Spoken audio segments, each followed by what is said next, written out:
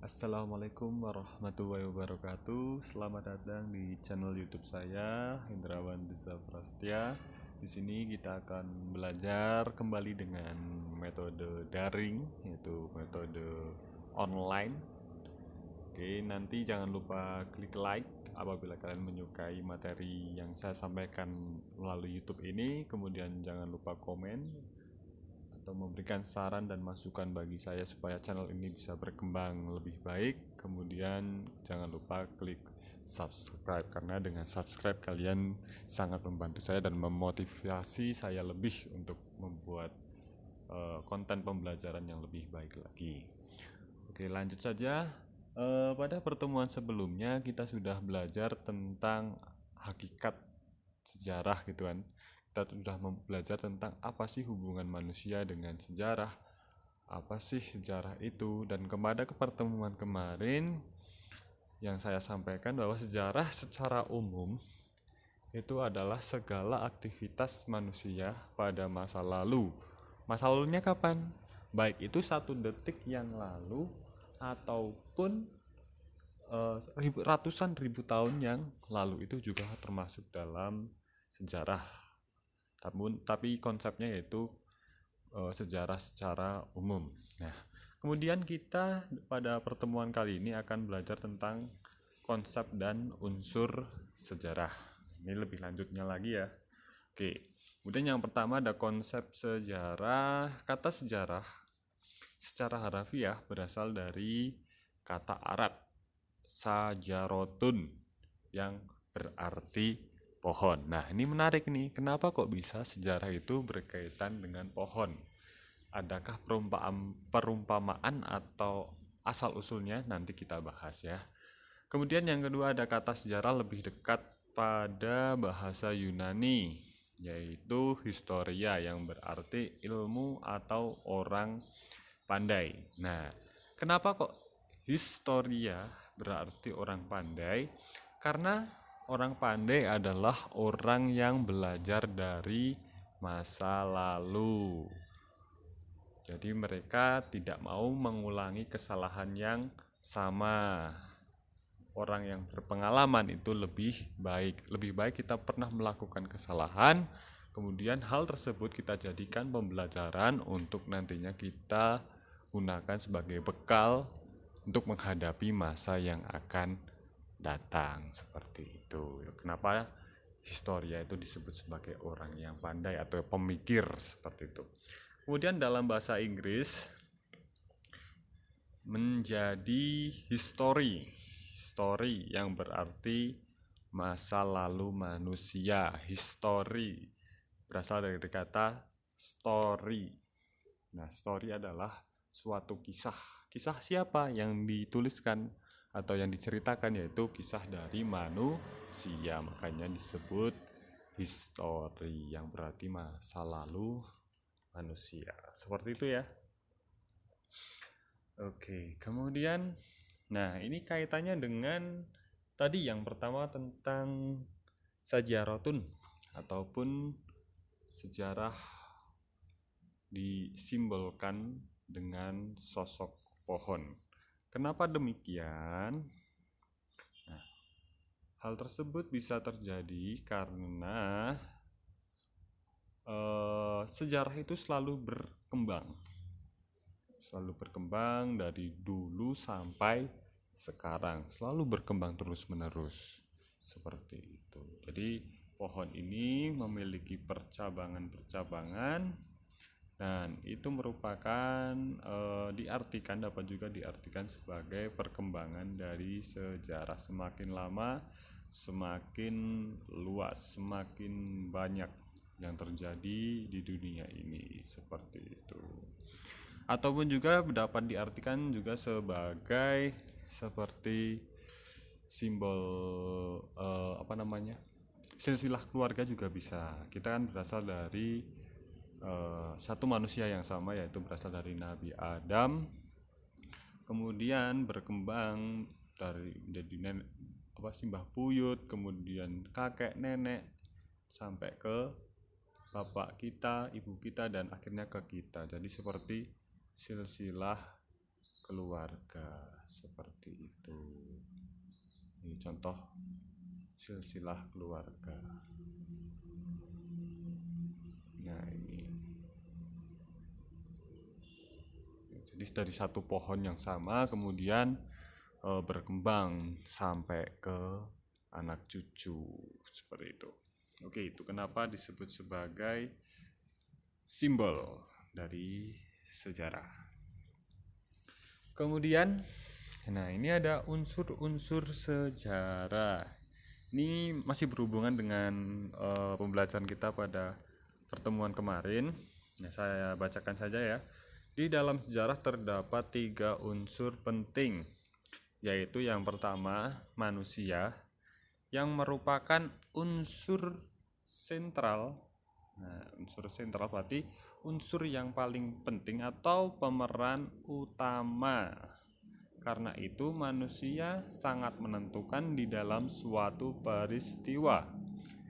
Sejarah adalah sejarahnya manusia, bukan hewan, bukan tumbuhan, bukan alam. Jadi sejarah adalah sejarahnya manusia. Gitu ya.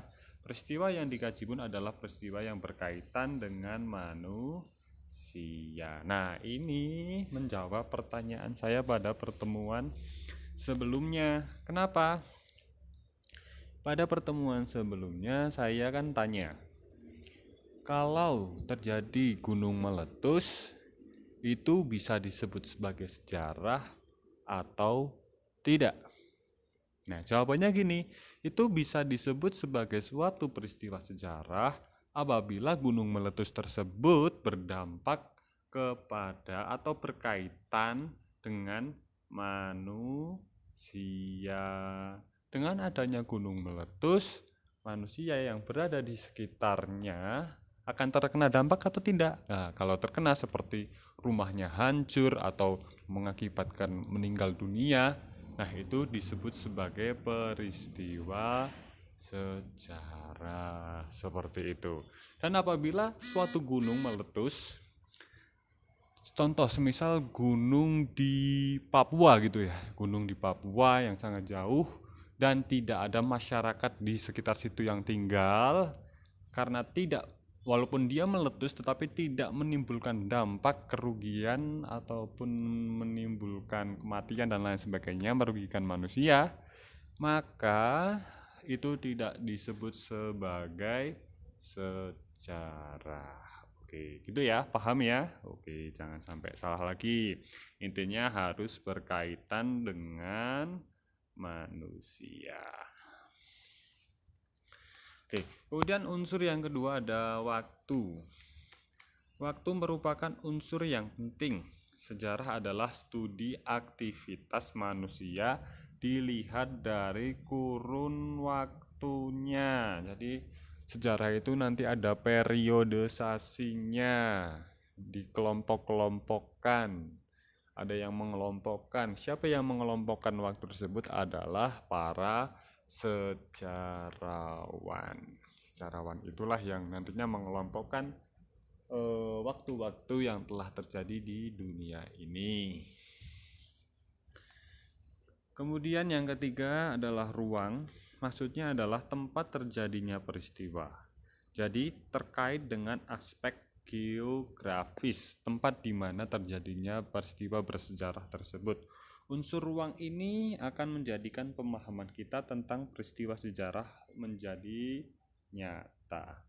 Contohnya, peristiwa kemerdekaan Indonesia ketika itu diproklamasikan pada tanggal 17 Agustus 1945. Nah, pertanyaannya di mana? Aspek ruangnya di mana? Nah, aspek ruangnya di mana? Maka jawabannya adalah peristiwa tersebut terjadi atau proklamasi kemerdekaan tersebut dilakukan di rumah Insinyur Soekarno, Jalan Pegangsaan Timur nomor 56. Disitulah aspek ruangnya, seperti itu. Nah, dari uraian di atas menunjukkan bahwa setiap peristiwa sejarah tidak dapat lepas dari 3 unsur. Siapa pelakunya, kapan berlangsungnya, dan di mana kejadiannya. Peristiwa proklamasi, siapa pelakunya? Proklamatornya yaitu Insinyur Soekarno dan Muhammad Hatta. Kapan berlangsungnya? Tanggal 17 Agustus. Di mana kejadiannya? Di rumah Insinyur Soekarno, Jalan Pegangsaan Timur nomor 56. Oke, gitu ya, paham ya? Oke, lanjut. Nah, kita kemudian akan mempelajari juga tentang kehidupan manusia dalam dimensi waktu. Keterkaitan antara waktu dengan peristiwa sejarah di sini saya agak tipu ya di sini ya. Meliputi 4 hal, yaitu yang pertama ada perkembangan, kedua ada kesinambungan, 3 ada pengulangan, dan 4 perubahan. Kita bahas satu persatu, nanti saya berikan contohnya supaya kalian bisa lebih jelas. Yang pertama perkembangan terlebih dahulu. Nah, perkembangan adalah suatu yang berkembang sedikit demi sedikit dan sifatnya itu tidak masif atau tidak luas, tidak besar gitu ya. Contoh perkembangan yang terjadi yaitu saya kasih contoh perkembangan Kota Wonosobo gitu ya. Perkembangan Kota Wonosobo dari tahun 1994 sampai 2020. Kenapa 94? Nah, karena tahun 1994 itu tahun kelahiran saya. Jadi saya ambil contohnya seperti itu. Nah, di zaman dulu dengan di zaman sekarang Wonosobo itu tidak terlalu terjadi perkembangan yang masif, maksudnya perkembangan yang luar biasa. Ya hampir sama dari Wonosobo tahun 94 dengan Wonosobo tahun 2020 itu ya mirip-mirip aja, nggak terlalu berkembang banget lah. Paling jalannya yang tadinya kecil sekarang udah menjadi lebih lebar dan lebih bagus seperti itu. Jadi itu perkembangannya. Alun-alun yang dulunya itu kecil, maksudnya tidak luas seperti sekarang menjadi luas dan menjadi alun-alun yang menjadi ikonnya Wonosobo seperti itu. Dulu contoh dari perkembangan. Jadi step by step berubah kan, tetapi ataupun berkembang sedikit demi sedikit. Nah, kemudian yang kedua ada kesinambungan. Nah, kesinambungan adalah sesuatu yang tetap atau sesuatu aktivitas manusia yang selalu dilakukan dari dulu sampai sekarang.